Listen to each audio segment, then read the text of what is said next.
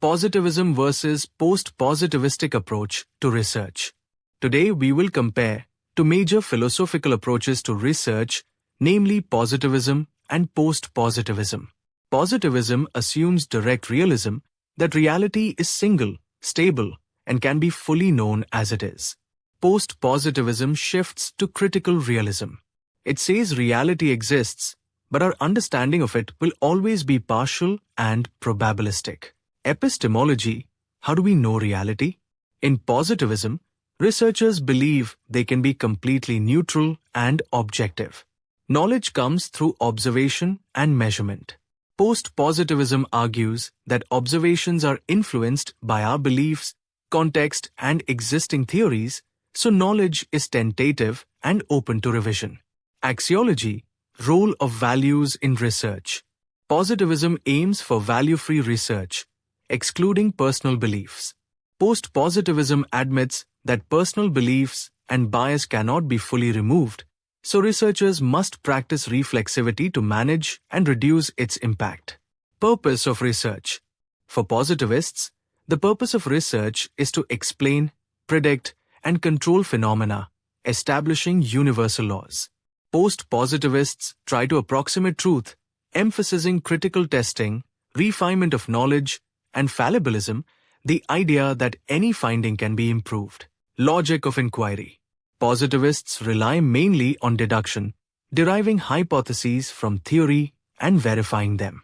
Post-positivists still use deduction, but focus on falsification, testing theories to uncover errors, and also allow inductive or abductive reasoning. Causality. Positivism looks for regular law like cause and effect relations through controlled studies. Post-positivism sees causation as probabilistic, shaped by mechanisms and context, requiring multiple sources of evidence. Designs and methods. Positivist research mainly uses quantitative methods, such as experiments, surveys, standardized tools. Post-positivism often employs mixed methods. It combines quantitative and qualitative methods, combining numbers with experiences and cross-checking through triangulation. Role of theory. In positivism, theory aims for universal generalizations. In post-positivism, theory is conjectural, that is, it is valuable only if it survives rigorous testing and evidence from multiple sides. Data and measurement. Positivists assume objectivity and strive to eliminate measurement error. It believes measurements can be perfectly accurate. Post-positivists acknowledge error, uncertainty, and probability in data, so they use sensitivity checks and multiple indicators. Role of the researcher. In positivism, the researcher is a detached observer. He is a neutral observer. In post-positivism, researcher is reflective participant. He is self-aware and is supposed to document bias and limitations. Quality criteria. Positivism values reliability, validity, and objectivity. Post-positivism values not just reliability, validity, and objectivity, but also credibility, confirmability, audit trails, and pre-registration. Generalization. Positivist findings apply universally and statistically generalized to populations. Post-positivist findings depend on context, they are not always universal. Findings are transferable, depending on context and scope. Typical outputs or findings. Positivism gives clear and fixed answers and believes in universal rules. For example, if students study 2 hours daily, their marks will improve. This example reflects positivist thinking because it assumes a direct cause and effect relationship between studying and higher marks. It treats all students as if they will respond in the same way. One rule or law applies to every student equally. The result can be measured through marks or scores. It is quantitative data or numbers. It relies on observable and measurable behavior. That is, hours of study can be counted and marks can be analyzed scientifically. But it ignores personal values or context as it believes research can be fully objective.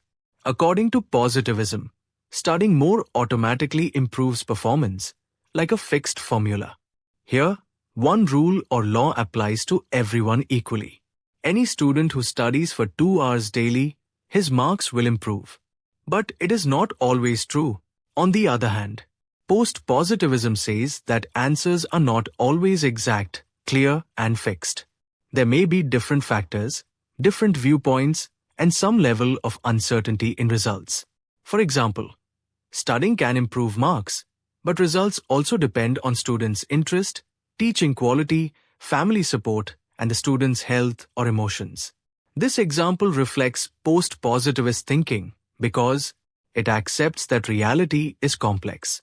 Many factors such as interest, teaching quality, family support, etc. influence marks, not just study time. Post-positivism sees causes as probabilistic, not guaranteed. Studying may help improve marks, but not always equally. Post-positivism highlights the role of context. Every student's situation is different. It considers both quantitative and qualitative information. Here, quantitative information is numbers or marks, and qualitative information is students' interest, teaching quality, family support, etc. It acknowledges uncertainty and researcher bias. No conclusion can be 100% final or accurate for all students or cases. According to post-positivism, studying is important, but understanding students' lives and feelings is equally important. So this was all about comparison between positivism and post-positivistic approach to research. In our next few sessions, we will explain in detail different methods of research like experimental, descriptive, historical, qualitative, and quantitative methods one by one. Thank you so much for watching. Video पसंद आया हो तो like करिए, share करिए और channel को subscribe करना ना भूलिए ताकि आपको मिलते रहे और भी अमेजिंग लेक्चर्स।